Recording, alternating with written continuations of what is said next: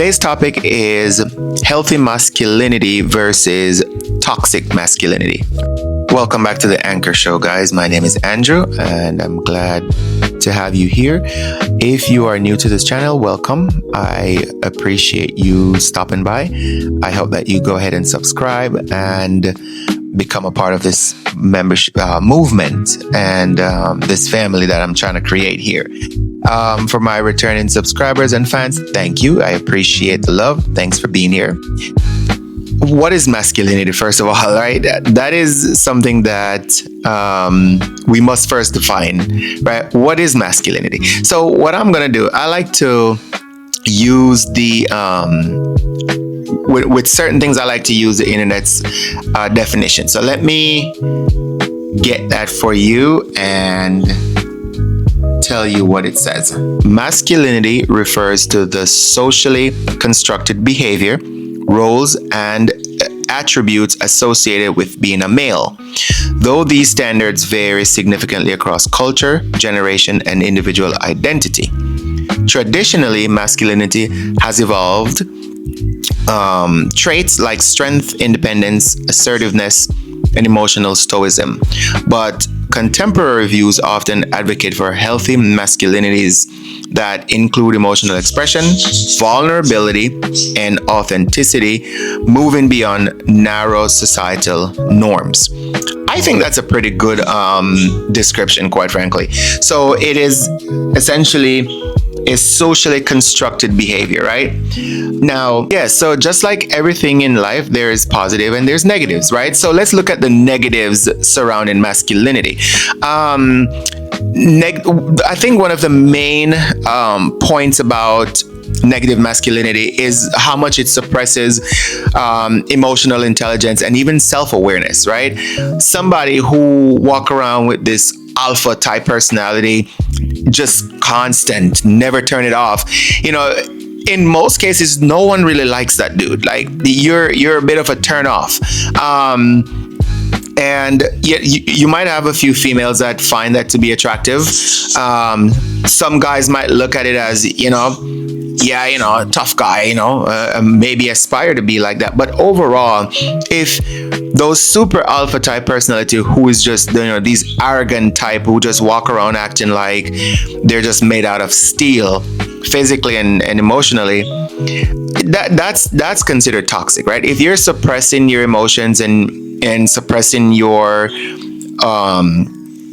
just your feelings and you lack emotional intelligence or self-awareness, that's considered to be toxic, because then how that manifests itself is typically in aggression or just boisterous, over the top behavior. And usually, like I said, that's a turn off for everybody, because you're lacking balance, right?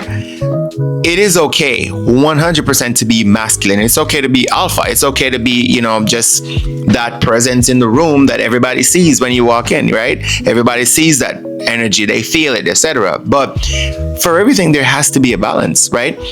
Now, what does healthy masculinity looks like?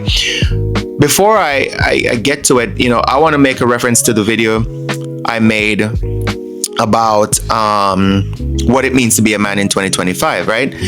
And there are some parallels with that video and what I'm about to say, because with healthy masculinity, it's embodying those manly traits, right? Those alpha type behavior. Yes, you do embody those. You are strong, you're tough, you show that when you walk around, but you're also emotionally intelligent. What exactly does that look like, right? You're not easily ticked off by words, and you're not quick to start a fight. You're not quick to get into confrontation, especially regarding something that was said, versus when something was done to you, right? You know how to control yourself. You know how to control your emotion. More importantly, if you're dealing with any sort of emotional issues, it doesn't matter what it might be, loss, grief, or whatever it might be, you have that emotional intelligence to number one, be aware of what you're going through, and most importantly, seek the necessary help that is going to help to make you feel better, right? You are self-aware. You're around people. You're not just being obnoxious and just this disgusting guy that nobody really likes. No, you are conducting yourself in a upstanding and a respectful way that makes you feel good about yourself and make others feel good about what you're doing. And you're not seeking external validation. That's what healthy masculinity looks like. You are self-aware. You are emotionally intelligent.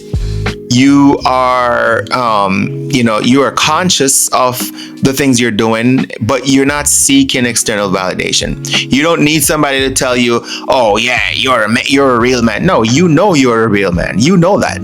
You know you are a real dude, right? You don't need someone's validation to prop you up and make you feel good, right? Because you have that self-confidence, not arrogance, but self-confidence. And so being having that healthy masculinity, it's basically a balance between being that alpha type and also just being able to take it down a few notches and be expressive, be emotionally expressive, be vulnerable when necessary with the right people and in the right circumstances, and being gentle when necessary, right? So it's being able to strike that healthy balance between alpha and gentle, really. So that's pretty much that is pretty much my thought on what it means to be a healthy masculine energy versus a toxic masculine energy. And if you are considered toxic, or somebody have told you before that you have toxic masculine energy and or behavior, then maybe you should consider asking yourself why. Sometimes it's those things are you're compensating for something. There's a lack. There's something that you're lacking. There's something that you're short off or you're missing on. And so you're compensating by being this arrogant, alpha, almost bully type personality, right? You're compensating for something. So I think if you've been told that, I think it's important that you assess your personality, assess those traits, and see what it is that make you behave in the way that you do. Is this genuinely who you are, or is this someone you're pretending to be, right? So I think that's a great question to ask ourselves. Do we have that healthy balance of masculinity? Is there a healthy balance between our masculine and our feminine energy, and our masculine and feminine self? Do we have a healthy balance between both, right? Do we know how and when to apply each one whenever necessary, right? I think that's a great question to end with. So go ahead and answer that question for me in the comment section. I would greatly appreciate to hear your thoughts. I always like to hear other people's perspective. So if you think otherwise, or maybe if you agree, either way, I would love to hear your thoughts. So let's engage in the comment section.